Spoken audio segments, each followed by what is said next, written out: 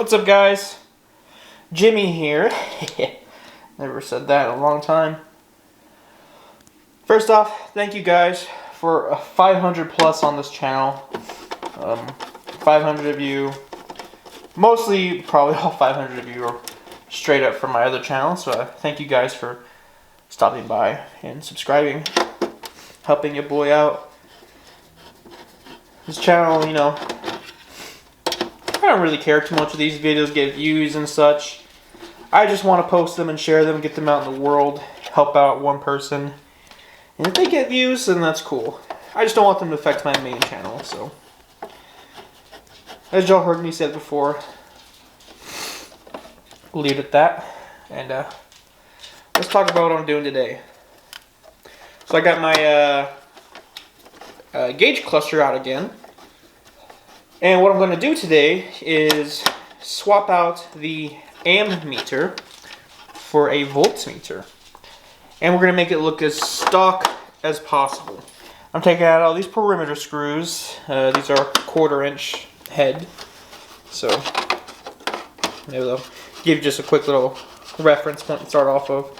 I know, these trucks being as old as they are, people messing with them throughout the years, not everything's going to be the same, so that's out. Now, if you just want to run stock, there's a little tip that you can do. You can paint this green portion white, and that'll help reflect the light better. But I'm going to be putting in LEDs. I need to remember to put in that green light lens. But I'm going to be putting in LEDs. I'll show you in a little bit. So they'll probably be bright enough to where we can leave this green. But I'm going to go ahead and move this out the way because this isn't the important. We don't need that part. Now this is a voltmeter gauge from like a square body truck. Maybe like 75 and up, 76 and up. I don't remember entirely. Now what you can do is you can leave this face gauge on here and you'll actually have the numbers. Or you can drill the rivets out, these little tiny rivets, and this one too, and replace the face gauge. I think since I'm going to do, I know I want to keep it stock as possible, but it doesn't make sense to have the discharging and charging on a voltmeter. So what I'm going to do actually is just swap needles and leave the face gauge on. So let's go ahead and flip this over and take this gauge out. If you watched my previous video about fixing my temperature gauge, I have a new, what do you call this, ribbon connector, backing plate, ribbon circuit board, something like that. I have a new one of those, so that's why that's all clean, shiny, and I have a new temperature gauge. Okay, so we got those off. Let's go ahead and pull the ribbon off. We got 2 more to hold it in place. And this doesn't go deep enough, so I'm gonna go get another tool. Now, originally my ammeter wasn't working, and I thought it was my alternator, because I did check my alternator and it was only putting out like, I don't remember, 11 volts. When they should be putting out like 13.5 plus or something like that to charge your battery. So I replaced the alternator with the newer 100 amp alternator from like a, what do you call it? Like an 85 Firebird or something, and still not working properly. So decided to just go ahead and put in a, replace the ammeter with the voltmeter. Now I think this just pops off. I just launched it somewhere. I found it, luckily. Okay, so be careful not to launch this thing. This needle's a little crusty looking. Kind of want to redo that. The orange on it. I don't know. It'd be nice to kind of refresh it.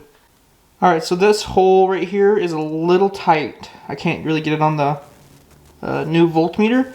So what I did was I put it in a vise with just a screw and kind of pressed, doesn't take much, press them and to help spread it out a little bit.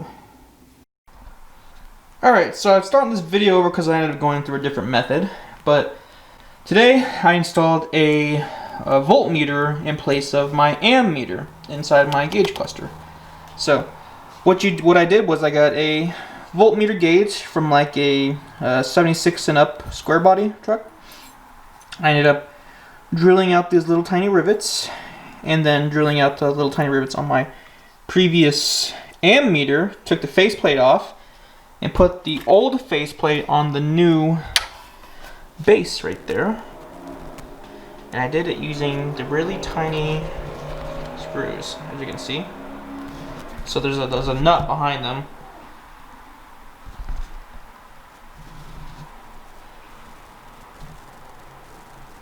These things, they're a pain to install because I couldn't get the threads to match up or whatever, but took off the needle and put on the old style needle versus the square body style.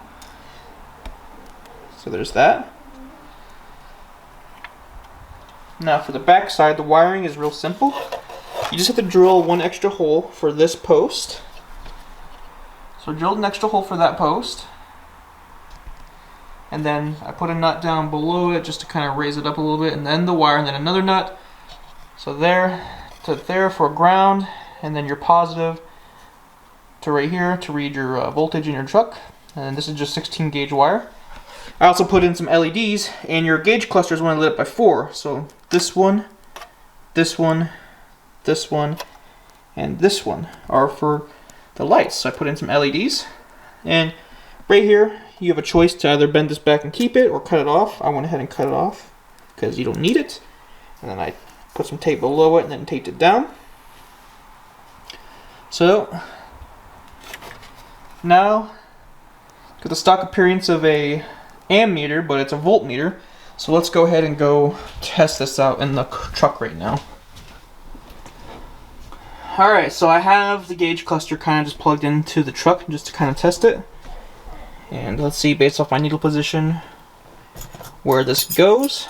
Kind of borrowed probably one on the charging side. There we go. It's on the charging side. So that's probably going to be my 13 volts right there. I could reposition the needle to put it in the middle, but right there is probably not bad. Let's test the lights. Yeah. Those are some bright boys. So let's go ahead and slap this thing back together and then install it in the truck and see how it all looks. So you can't keep this face gauge on here. Problem is, this face gauge sits a little lower, so you'd have to kind of re-drill the holes to bring it up. And then probably trim off these little ears, but that's not a big deal. But the hardest part of this was getting this needle on the new gauge down here. Kind of just ringed it out a little bit with some really fine tweezers. I was able to kind of hammer it on there just a tad bit. Some people glue it, but... Alright, so for the third time taking everything apart, I ended up going with the voltmeter face gauge because I want the numbers. So I ended up, cutting this little ear off and then drilling new holes. That bottom hole is already there, doesn't need to be touched. But I drilled new holes to move it up, about just, I don't know, quarter of an inch, less than that. Basically get the 18 and the 8 in line with the C and H. And then it'll be a lot more visible inside the gauge cluster.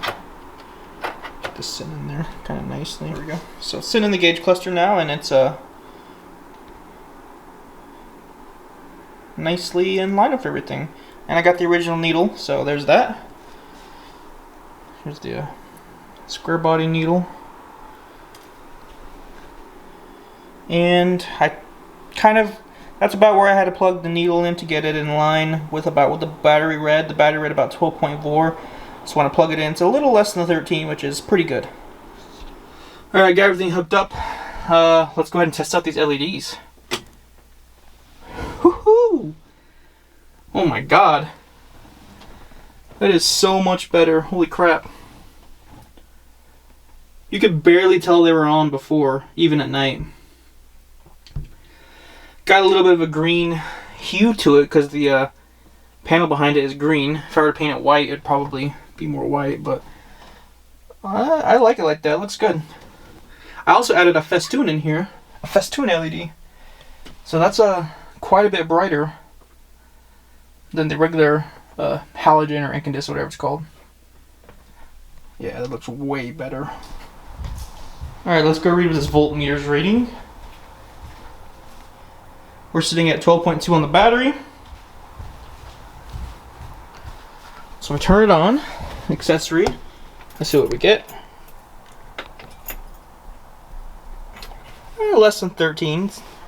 You know, not bad, fairly accurate. Let's see if it drops when the headlights go on. Yep, it drops, okay. So I got the garage door open. Let's go ahead and turn it on and see if that thing goes up.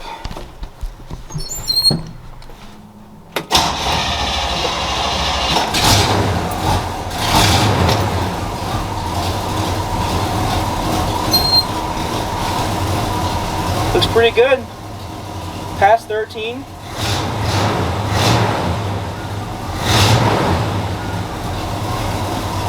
Let's go read what the battery says.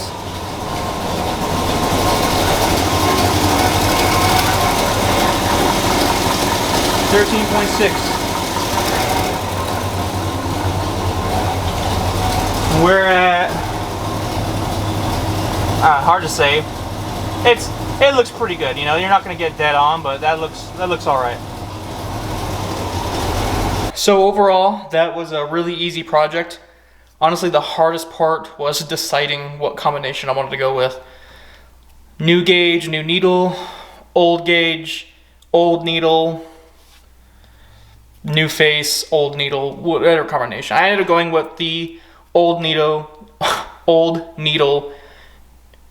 new gauge face. So I didn't have to do the whole rivet thing, but it'll still work. I didn't have to drill them out and bolt it, but it'll still work out. So honestly, that was the hardest thing. The wiring is a piece of freaking cake. Easiest wiring you'll ever do. And LEDs, super simple, super easy. Very good upgrade. Actually ordered too many, so I'll probably sell them here locally. And then, yeah, super easy to do. So I hope you guys enjoyed this, and I'll see you in the next one.